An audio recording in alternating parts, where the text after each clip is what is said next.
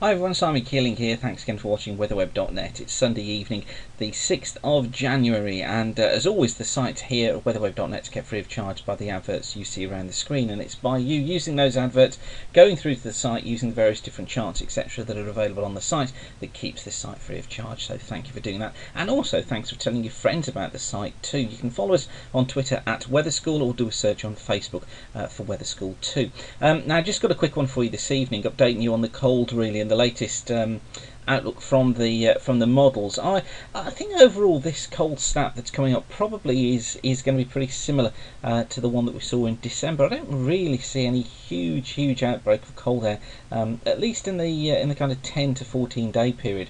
I don't think it's going to be a particularly sustained winter cold snap, although it will become cold, and I wouldn't rule out the risk of some sleet and snow either. But I certainly don't think it's worthwhile jumping up and down about. I think it's just going to fall into the category of normal winter cold. Of course I could be proved wrong, but that's the way I think it's going to look at the moment. The GFS ensemble picks up on this temperature fall, as it has been now, as many of you will know, for days and days. It's picked up on this fall off in temperature, and it's the focus time really for it, I think, when it's going to be feeling cold is around about the 10th, 11th. So that's around about Friday, Saturday of this week, really, or Thursday, Friday, Saturday of this week, that it starts to feel pretty cold, and that's very similar to the profile from the ECMWF for the 500 of the 850 millibar temperatures. You see here where we are at the moment, we're kind of up at 7s and 8s, but come the 12th, we're down here at -5s, and this profile not as cold as it was last night on the ECMWF. It's a slightly warmer run, and I must admit I favour this run overall. Look, you see it's already picking temperatures back up again by the time we get into the 14th or 15th, although probably I think this is a bit overdone. I think probably what they're going to do is come back down and then kind of come up slowly and stabilise somewhere around about the -3s at 850. So talking to the ECMWF, this is how it sees things at the moment. This is the run from 12 o'clock today. We've got ridge through the country, area high pressure there. Look, you see the low pressure out here in the Atlantic. These charts go forward in 24-hour steps. So this is the chart for midday tomorrow. You notice still we've got this high ridge that's built through the country. We've got the area of high pressure at the surface across France there, and we've got this kind of blast that's coming in across the Atlantic, coming in from the northern parts of the States, where it's been bitterly cold.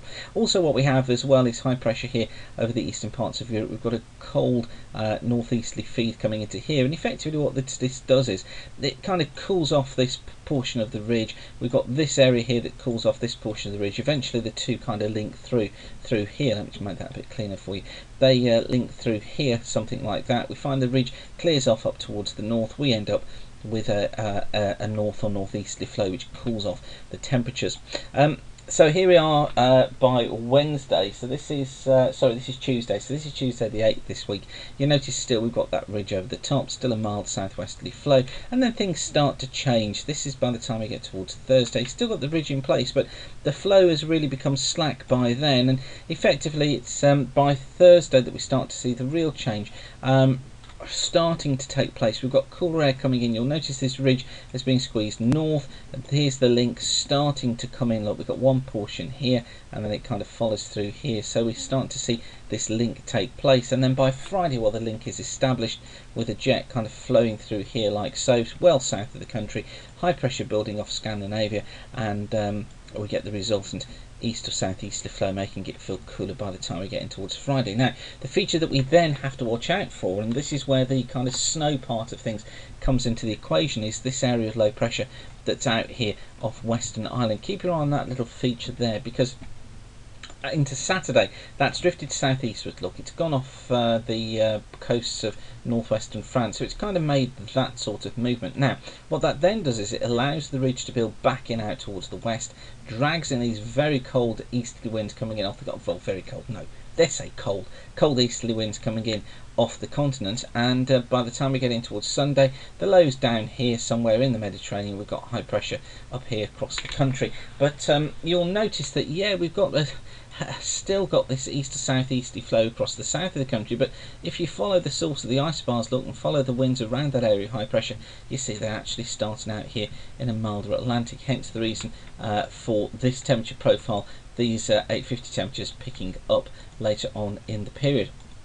And then into the 14th, so this is the then week on Monday. High pressure out towards the west of the country. Still got our ridge in here. Look, this gets choked off as cooler air comes around the north here, and what that does is it just cools off this eastern section of the ridge, and eventually what we find is by next Tuesday we're getting more of a northwesterly flow starting to become established, and that's by Wednesday. Look, that really is fully established with this cooler flow coming back in across the country, high pressure blocking out towards the west. Now, I don't think the ECMWF quite gets this right from about here. That chart there doesn't look correct to me. I think what's going to happen if we go back another day here is that we're going to find this ridge does strengthen out here, okay, but it almost gets cut off by the feature that moves in down here. This low probably is going to be out here somewhere. Yes, we're going to get this easterly flow, so I think we do have to watch for the risk of some snow across southern England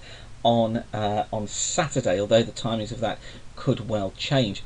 Then what I think will tend to happen is that we'll still pick up this feed coming into this low. It cools off the low and puts it into the Med somewhere here, so it's going to go into the Mediterranean somewhere here. The flow through the UK is probably more from the northeast, although it does have a return flow coming in from the north here, or start flow coming in from the north, but still coming in off the cooler parts of Greenland. So I think that probably this is where I was saying earlier on that I think the ECMWF probably makes this a little bit too mild, and that actually the profile is probably more something like that by the time we're getting through towards the end of this week.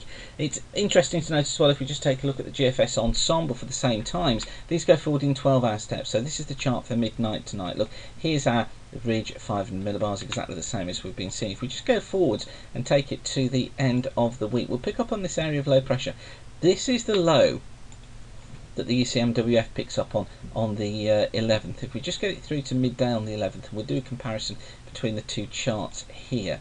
That's the 11th of January from the ECMWF. Look, we've got the low centered out there west of Ireland. There's the comparable chart from the ensemble. It's here, look, west of Ireland. Really good, a good consistency between the models there. If we then go forward 24 hours, the ECMWF puts it down here. So the ECMWF kind of takes that line with it. Now if we take a look at the ensemble and go forward 24 hours, it puts it here. It puts it through the UK and brings it in that direction. So the ECMWF does that with it.